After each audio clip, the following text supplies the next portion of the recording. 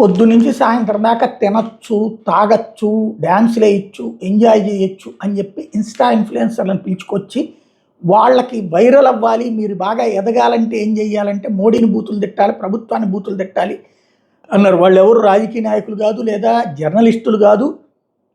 అక్కడ తిట్టిన వాళ్ళందరూ కూడా ఇన్స్టాలో ఫేమస్ కోసం డ్యాన్సులు వేసేవాళ్ళు, గంతులు వేసేవాళ్ళు, బ్యూటీ పార్లర్ నిర్వహించేవాళ్ళు, లేకపోతే నెయిల్ ఆర్ట్లు చేసేటటువంటి వాళ్ళు, అట్లాంటి ఇన్స్టా ఇన్ఫ్లుయెన్సర్ని తీసుకొచ్చి వాళ్ళందరికీ అక్కడ అకామిడేషన్ ఏర్పాటు చేసి పొద్దునుండి రాత్రి దాకా రీల్స్ చేసుకునే అవకాశం కల్పించి దానికి గాను కమర్షియల్గా కొంతమంది వీళ్ళకి సబ్స్క్రైబర్లు అయ్యేటట్టు చేసి పెట్టి చేసుకొచ్చింది కాక్రోచ్ జనతా పార్టీ. ఒక వ్యూహాత్మకమైనటువంటి ఆట ఆడింది. ఇప్పుడు అలాంటి దానివల్ల అంటే సమాజం డిఫరెంట్ అన్న సంగతి వాళ్ళకి తెలియని వయసులు, ఎలా ఉంటుందో అర్థం కానటువంటి వయసుల్లో ఉన్న వాళ్ళతోనే ఈ దరిద్ర పనులన్నీ చేయించింది. ఇప్పుడు వాళ్ళు ఒక్కొక్కళ్ళు వచ్చి క్షమాపణలు చెప్పాల్సిన పరిస్థితి వస్తుంది. నీటి ప్రశ్నాపత్రాల లీకేజ్ మీద జరిగిన నిరసన ప్రదర్శనలో ప్రధాని మోడీని దుర్భాషలాడిన బాలిక ఒక అమ్మాయి క్షమాపణలు చెప్తూ చేసిన వీడియో ఇప్పుడు సోషల్ మీడియాలో వైరల్ అయింది.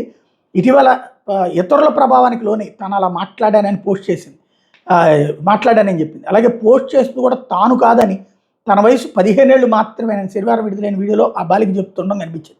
అయితే ఆ వీడియో అసలుదా కాదా అన్నది మాత్రం తాము నిర్ధారించలేమని దీనికి సంబంధించిన న్యూస్ ఏజెన్సీలు చెప్తున్నాయి.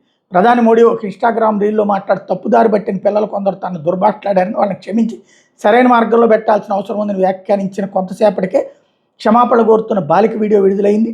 బాలిక వీడియోలో మాట్లాడుతూ జూలైలో ఫ్రెండ్స్తో కలిసి కర్నాట్ ప్లేస్కి వెళ్తూ అక్కడ కొంతమంది ప్రధానిని తిడుతూ అభ్యంతరకరమైన భాష మాట్లాడుతూ కనిపించారు. వాళ్ళు నన్ను ప్రభావితం చేశారు, తమ మాటలు రిపీట్ చేయాల్సిందిగా ప్రోత్సహించారు, దాంతో నేను కూడా వాళ్ళలా మాట్లాడానని చెప్పి నేను ఇప్పుడు తలెత్తుకోలేకపోతున్నాను, దేశం మొత్తాన్ని ప్రతి ఒక్కళ్ళని నన్ను క్షమించమని కోరుతున్నా అంటూ ప్రార్థించినట్టు ఆ వీడియోలో ఉంది. ఇదే తన తొలి చివరి తప్పిదమని, ఇలాంటి పని ఇంకోసారి చేయనంటూ వివరించింది.